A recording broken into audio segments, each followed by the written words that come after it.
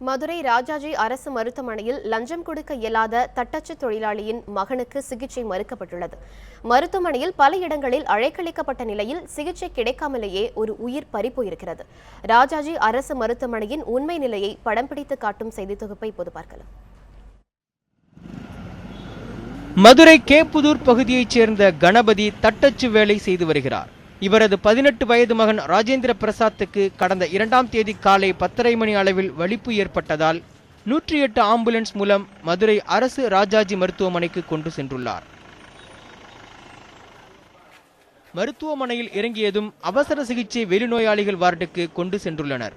அப்போது அங்கிருந்த மருத்துவர்கள் உடனடியாக சிகிச்சை அளிக்காமல் மருத்துவர் சீட்டு எழுதி அவசர சிகிச்சை பிரிவு உள்நோயாளிகள் பிரிவுக்கு கொண்டு செல்லும்படி கணபதியிடம் தெரிவித்துள்ளதாக கூறப்படுகிறது. அதனால் கணபதி 20 நிமிடம் வரிசையில் நின்று உள்நோயாளிகள் அனுமதி சீட்டை வாங்கியுள்ளார். காலையில் ஒரு 10:30 மணிக்கு என் மகன் ராஜேந்திர பிரசாத் அவனுக்கு வலிப்பு நோய் வந்துச்சு சார்.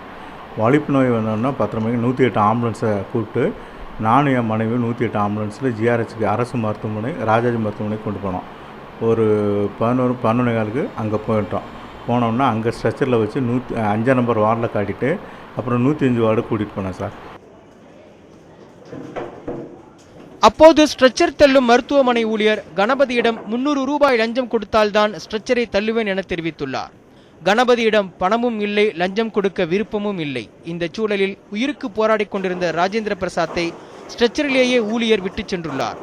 அதனால் கணபதியை ஸ்ட்ரெச்சரை தள்ளிக்கொண்டு உள்நோயாளிகள் பிரிவுக்கு கொண்டு சென்றுள்ளார். சுமார் 1 மணி நேரம் மகனின் சிகிச்சைக்காக மருத்துவமனை முழுவதும் அலைக்கழிக்கப்பட்டுள்ளார் கணபதி. பின்னர் ஒரு வழியாக அவரை பரிசோதித்த டாக்டர்கள் ஏற்கனவே அவர் இறந்துவிட்டதாக தெரிவித்தனர்.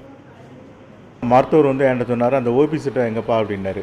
அந்த ஸ்ட்ரெச்சரில் நான் என் மகனை தூக்கி வைக்கும்போது அந்த ஓபி சீட்டை அந்த என் ஒய்ஃப்கிட்ட கொடுத்துட்டு நான் இப்போ அந்த ஸ்ட்ரெச்சரில் இருந்து என் பையனை தூக்கி வச்சேன். வைக்கும்போது இவர் வார்டு அந்த ஸ்ட்ரெச்சர் தள்ளிட்டு வந்த ஊழியர் ஸ்ட்ரெச்சரை வாங்கிட்டு என் ஒய்ஃப் கையில் உள்ள அந்த ஓபி சீட்டையும் அந்த வார்டு அட்மிஷன் பிடிங்கிட்டு வெளியே அப்ஸ்கண்ட் ஆகிட்டார், வெளியே போயிட்டார்.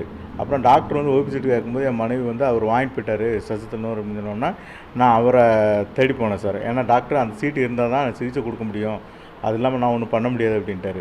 அதனால் நான் அவரை தேடி வெளியே அந்த ஆம்புலன்ஸ் நிற்க பகுதி ஓபி வார்டு 5 அப்புறம் மருத்துவமனை வளாகம் எல்லாம் ஒரு 10 நிமிஷத்துக்கு மேலே நான் தேடினேன் சார். ஆனால் எங்கேயுமே அவர் கிடைக்கல. இது குறித்து மருத்துவமனை காவல் நிலையத்தில் கணபதி அளித்த புகாரையும் வாங்க மறுத்துவிட்டனர் காவல்துறையினர். 108 ஆம்புலன்ஸில் கொண்டு வரப்படும் அளவுக்கு உயிருக்கு ஆபத்தான நிலையில் இருந்த நோயாளிக்கு உடனடியாக சிகிச்சை அளிக்காமல் அலைக்கழித்த மருத்துவர்கள், நுழைவுச்சீட்டு வாங்கச் சொல்லி அலைக்கழித்த நிர்வாகம், லஞ்சம் கேட்டு ஸ்ட்ரெச்சரை தள்ள மறுத்த ஊழியர் என தாமதமான சிகிச்சையால் ஒரு உயிரிழப்பு நடந்துள்ள சம்பவம் அதிர்ச்சியை ஏற்படுத்தியுள்ளதாக கூறுகிறார் சமூக ஆர்வலர். உயர்தர சிகிச்சை அளிக்க தமிழக அரசு உறுதிபூண்டு செயல்பட்டு வரும் நிலையில் சிலரின் அலட்சியத்தால் ஒரு உயிர் அரசு மருத்துவமனையில் பறிபோயிருக்கிறது. மக்களுக்காக செயல்படும் அரசு மருத்துவமனை ஊழியர்களும் மருத்துவர்களும் மக்களின் உயிரோடு விளையாடுவதை தடுத்து நிறுத்த வேண்டும் என்பதே அனைவரின் எதிர்பார்ப்பாகும்.